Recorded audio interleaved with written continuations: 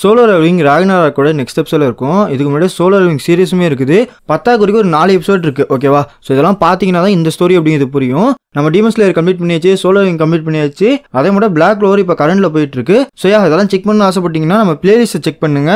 Welcome to each family. நம்ம பார்க்க போகிறது solo leveling Ragnarok season 1 episode 6ல இருக்கும். ஸோ ஸ்டார்ட் பண்ணலாமா? எப்படி பார்த்தாலுமே பார்த்தோம்னா நம்மள மட்டும் பெரிய கில்டு பிளாக் டாட்டாய்ஸ் கில்டு கூப்பிடுறோம். எப்படி அவன் ரிஜெக்ட் பண்ணியிருப்பான்? ஆனா சார் அவன் ரிஜெக்ட் பண்ணிட்டான். எது? எப்படா ரிஜெக்ட் பண்ணா? நம்ம எவ்வளோ பெரிய கில்டு, அவன் என்ன இது நடிச்சிட்டு இருக்கானா? எப்படா பண்ணா? அவன் என்ன சொல்றான்னா, நான் எந்த ஒரு அண்டர்கிட்டையும் சேர மாட்டேன் அப்படிங்கிற மாதிரி சொல்லியிருக்கான்.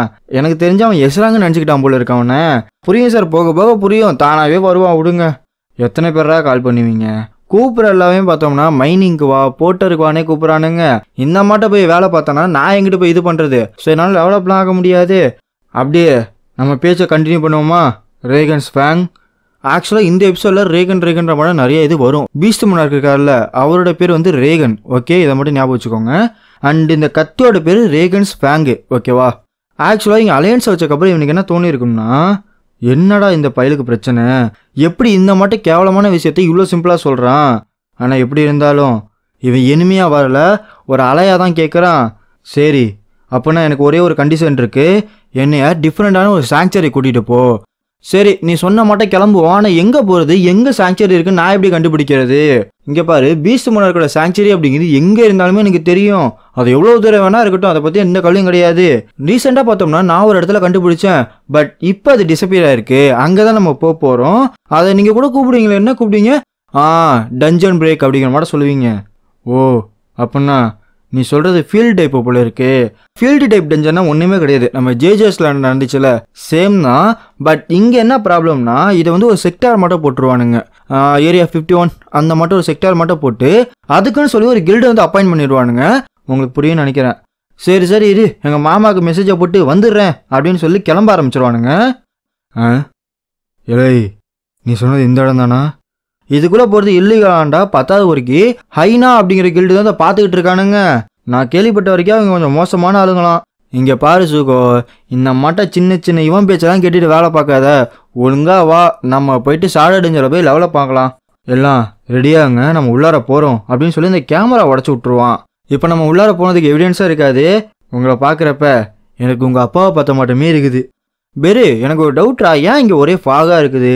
இந்த ஃபாக் அப்படிங்கிறது மேஜிக்கால வந்தது. ஆக்சுவலாக ஃபாக் என்ன பண்ணும்னா, டிமென்ஷனல் பேரியை வந்து பிரேக் பண்ணி ரிஃப்ட் மட்டும் ஒன்று கிரியேட் பண்ணும்.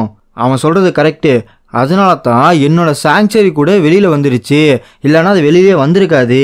இந்த அவுட்டர் ஸ்பேஸில் இருக்கவங்க என்ன பண்ணுவாங்கன்னா, நம்ம பூமியை வந்து ட்ரில் மட்டும் ஒரு ஹோட்டை போடுவானுங்க. அது மூலயமா தான் ட்ரூப்ஸ் வந்து சென்ட் பண்ணுவானுங்க. எந்த அளவுக்கு மேஜிக்கும் மானமும் அதிகமாக கொடுக்குறானோ அந்த அளவுக்கு ஸ்ட்ராங்கான எனிமி அப்படிங்கிறது வரும். நீ சொல்கிறத பார்த்தா எனக்கு நல்லாவே புரிஞ்சு போச்சு. ஸ்ட்ராங்கான ஒருத்தன் வரணும்னா கொஞ்சம் டைம் எடுக்கும். சரி ரைட்டு, அப்படின்னா சண்டைக்கு தயாராகுமா அப்படின்னு திரும்பினா, எப்பாடி லாஸ்ட்டில் என்னோட பவரை காட்ட வேண்டிய நேரம் வந்துருச்சு. ஏதே ஒன்னே அவன்டா கூப்பிட்டான் அப்படின்னு சொல்லி ஜம்ப் அடிச்சு போய் மட்டான்னு ஒரு குத்து. என்னோட டுட்டோரியல் அப்படிங்கிறது என்னோட பேசிக்கை பொறுத்து தான் அமைய போகுது.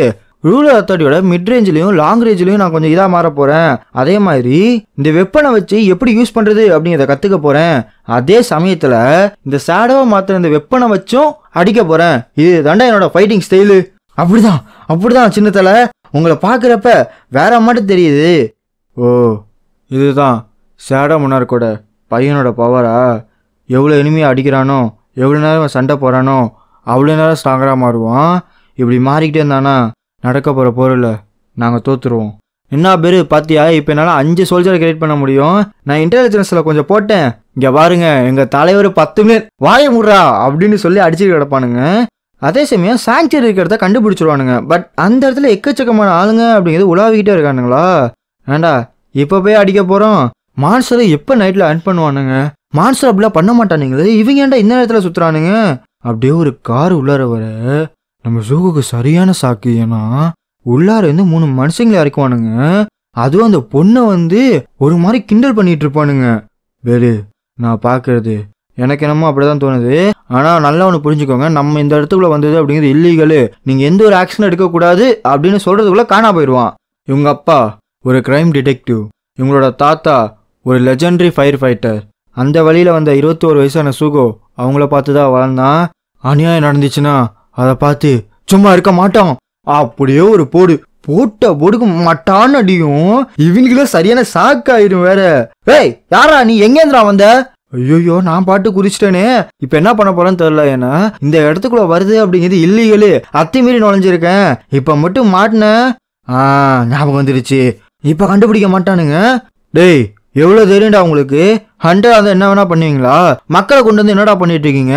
ஹைனா கிட்ட என்னதான் பண்ணிக்கிட்டு இருக்கீங்க? ஓ எவ்வளவு தைரியம்டா உனக்கு? இந்த இடத்துக்குள்ள வந்ததே இல்லீகலு, எங்க ஆளை அடிச்சிருக்க, உயர செத்தடா நீ அப்படின்னு அடிக்க வர இவன் அசால்ட்டா டாஷ் பண்ணிக்கிட்டு இருப்பான். நான் கேள்விப்பட்ட வரைக்குமே ஐநா கில்டு அப்படிங்கிறது டி ரேங்க், அதுக்குள்ளதான் இருப்பானுங்க அப்படின்னு ஒரு குத்து.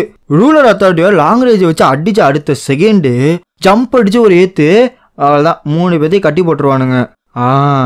யங் மோனார்க் இப்படியே போயிட்டு இருந்தாருன்னா கூடிய சீக்கிரமா ஸ்ட்ராங்கரா மாறிடுவாரு. இப்போதைக்கு டி ரேங்கெல்லாம் அவருக்கு ஒன்றுமே கிடையாது. ஆனால் நான் எப்படி இவங்களை ஈஸியாக தோக்கடிச்சேன். சரி நீங்கள் 3 பேர் கிளம்புங்க, நான் மற்றதை பார்த்துக்கிறேன் அப்படின்னு சொல்லி அந்த 3 பேர்த்தையும் வந்த வண்டியில அமுச்சு விட்ருவானுங்க. சுகோ எனக்கு ஃபீல் ஆகுது, உள்ளர வா அப்படின்னு உள்ளர போய் பார்த்தா அந்த இடத்துல கூண்டு கூண்டா வச்சிருப்பாங்களா? என்ன இந்த இடத்துல மக்களை அடிமைப்படுத்தி வச்சிருக்கானுங்களா? சுகோ இங்க பயங்கரமான எனர்ஜி வருது, அது அதுலேருந்து வருது. ஏன்டா பப்பியெல்லாம் லாக் பண்ணி வச்சிருக்கானுங்க? இந்த வீணா போன ஐநா கில்டுக்கு என்னதான் பிரச்சனையோ? இலே அது பப்பி கிடையாது, அது ஒரு உல்ஃபு.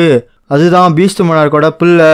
எங்களோட அடுத்த மொனார்க்கோட அவருன்னு காட்டுவாங்களா? அப்பதான் உண்மையை நமக்கு தெரியும். என்ன மேட்டர்னா, பீஸ்ட் மொனார்க் ஷேடோ மொனார்க்கிட்ட தோத்தக்கப்புறம் பீஸ்ட் மொனார்க்கோட பையனெல்லாம் பாதுகாக்கணும் அப்படின்னு ரொம்ப ஆசைப்பட்டாரு. அதுக்காக என்ன பண்ணாருன்னா, சாங்சுரி மாட வச்சு அதுல வந்து காட்ஸா வந்து சில பேர் அப்பாயின்ட் பண்ணி இப்படிதான் பாதுகாத்துட்டு வந்திருக்காரு.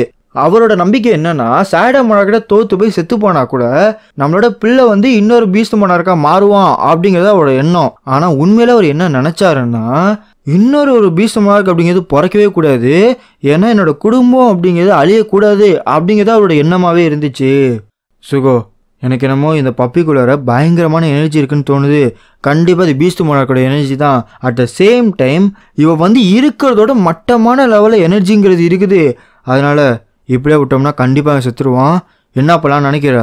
ஏய் யாரா நீங்க? என்ன எப்படி மிஸ் பண்ண? இந்த இடத்துல இருந்தவங்க அவங்க தான், பட் எப்படி எனக்கு தெரியாம இன்னொருத்தன்? டேமிட் அது ஒரு மான்ஸ்டர் அப்படின்னு பார்த்தா எவனோ ஒருத்தன் வந்து நிற்பான். இந்த ஐநா கில்ட நம்பவே முடியல, நான் மனுஷங்களை நம்பிருக்க கூடாது, அவங்கள வெத்தி வெட்டுங்கிறது எனக்கு எப்பயோ தெரிஞ்சு போச்சு. புருகி நீ இன்னும் உயிரோட தான் இருக்கியா? இவன் தான் நான் சொன்ன அந்த காடு, இவரை பாதுகாக்க வச்சவனே இவன் தான். ஓஹோ ரேகன் ஃபேங், உன்னைய பார்த்து ரொம்ப நாள் ஆச்சு, எப்படியா இருக்க? என்ன தைரியம்டா உனக்கு? உன்னைய அமைச்சது அப்படிங்கிறது நம்ம சின்ன தலைவரை பாத்துக்கிறதுக்கு தான். ஆனா நீ என்னடா இங்க பண்ணிட்டு இருக்க? அதுவும் அவர் இந்த மட்டும் ஸ்டேட்ல வச்சிருக்க, என்னதான் பண்ணிக்கிட்டு இருந்த? அடங்குய்யால என்னோட பொருளை நீ எப்படி எடுக்கலான்னு அடுத்த செகண்டு சூகோக்கு முன்னாடி நிப்பான். அப்படியே அந்த பப்பிய வாங்கி ஒரு அடிக்கு சூகோ 10,000 கிலோமீட்டர் பறந்து போய் டமால்னு இடிப்பானா. என்னடா நல்லா போதேன்னு நினைச்சேன். அடிக்கு மண்டா கரன்னு சுத்துது. இவனுக்கு வந்து ரெசிலியன்ஸ் அப்படிங்கிறது டெவலப் ஆயிருக்கும், 20% 40% போயிருக்கும். சூகோ நான் வந்தே போய் எனக்கு ஒரு மாதிரி எனர்ஜி அப்படிங்கிறது ஃபீல் ஆச்சு. அது பயங்கரமான எனர்ஜி, அது வேற ஒன்றும் கிடையாது, இட்டாரியம் அவனோட எனர்ஜி தான். அவனோட எனர்ஜி அப்படிங்கிறது இந்த பையனுக்குள்ள வருது. எவ்வளவு தைரியம்டா உனக்கு? நம்ம மொனார்க்கோட பையனை என்ன பண்ணி வச்சிருக்க? உன்னை பாதுகாக்கிறது தான் உனக்குன்னு ஒரு சாங்சுரியை போட்டு எல்லாம் பண்ணி வச்சானுங்க. ஆனா எனக்கு என்ன டவுட்னா, இங்க சாங்சுரியே இல்ல, அப்படி இருக்கிறப்ப இவ்வளவு பவர் அப்படிங்கிறது உனக்கு எப்படா வந்துச்சு? எப்படி அது பாசிபிள்? ரேகன் ஃபேங் உனக்கு ஒன்று புரியல. சர்வைவல் ஆஃப் த ஃபிட்னஸ்னா என்னன்னு தெரியுமாடா உனக்கு? ஸ்ட்ராங்கர் வீக்கை அடிமைப்படுத்தி வச்சிருப்பான், வீக்கர் ஸ்ட்ராங்கரா இருக்கவனுக்கு தீனிட. உனக்கு புரியலாம். இன்னொன்னு சொல்றேன், இந்த ஃபேங் ஏதாவது வீக்கா இருந்தா கூட இது பீஸ்ட் மொனார்க்கோட பிள்ளை. அப்படி இருக்கிறப்ப இவனுக்குள்ள பயங்கரமான பவர் இருக்குது. ஸோ அதனால அவனோட ரத்தத்தை குடிக்க ஆரம்பிச்சேன். அவன் ரத்தத்தை குடிக்க எனக்கு இவ்வளோ பவர் அப்படிங்கிறது கிடைக்க ஆரம்பிச்சிச்சு. கூடிய சீக்கிரம் இவனை கொல்ல போறேன். உனக்கு புரியலன்னு நினைக்கிறேன். நான் இப்போ இவனை கொன்னா கூட உன்னால ஒண்ணுமே பண்ண முடியாது. ஏன்னா ஆஃப் பிளட்டான உன்னால என்ன பண்ண முடியும்? உன்னை தூக்குறதுக்கு உன்னை பவரை பயன்படுத்துறதுக்கு ஒருத்தர் தேவைப்படுவான். உன்னால ஒண்ணுமே பண்ண முடியாதுடா. உனக்கு ஒரு விஷயம் அப்படிங்கிறது கண்டிப்பா புரியல. ரேகன் அப்படிங்கிறவன் செத்து போயிட்டான். அவன் செத்து போனதுனால ஸ்ட்ராங்கரா இல்ல அப்படிங்கிறது ப்ரூவ் ஆயிடுச்சு.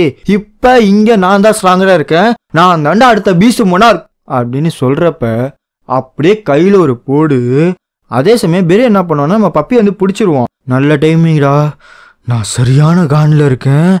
ரேகன் ஃபேங் உனக்கு அப்படித்தானே இருக்குது, வா நம்மளோட ஃபர்ஸ்ட் அலையன்ஸை காட்டுவோமா? இதுதான்டா ஷேடோ அண்ட் ஃபேங்கோட ஃபர்ஸ்ட் சம்பவம். இவனுக்குள்ள இட்டாரியம் அப்படிங்கிறது இருக்குது. எங்கள் அப்பாவோட க்ளூ, எங்கள் அப்பா கூட கனெக்ட் ஆக வேண்டிய க்ளூ. வெறுப்பாக வருதுடா இந்த புழு பூச்செல்லாம் பார்க்குறப்ப, வெறுப்பாக வருதுடா. அவனை கொல்ல போகிறேன் அப்படின்னு கண்ணில் இட்டாரியம் ஏற்றுவானா. புது கொஸ்ட் ஸ்டார்ட் ஆகிடுச்சு. ஹைனாவை ஹண்ட் பண்ணு அப்படிங்கிற மட்டும் குஸ்ட் இப்போ ஸ்டார்ட் ஆயிரும். ஆக்சுவலாக சில விஷயத்தை கிளாரிஃபை பண்ணிடலாம்னு நினைக்கிறேன். என்ன மேட்டர்னா ஒன்றும் கிடையாது. ஃபேங் முன்னாடினாலும் ஒன்று தான், பீஸ்ட் முன்னாடினாலும் ஒன்று தான். ரெண்டுத்துக்கு டிஃப்ரென்ஸ் அப்படிங்கிறது கிடையாது. இது வந்து அஃபிஷியலாக மாறும். இதை நீங்கள் வெளியில் படிச்சிங்கன்னா ஒவ்வொரு இடத்துல டிரான்ஸ்லேஷன் அப்படிங்கிறது மாறி வரதுனால ஒவ்வொரு இடத்துல ஒன்று ஒன்று இருக்கும். ஓகேவா, நம்ம பீஸ்ட் முன்னாடினே போயிடலாம். Love you so much.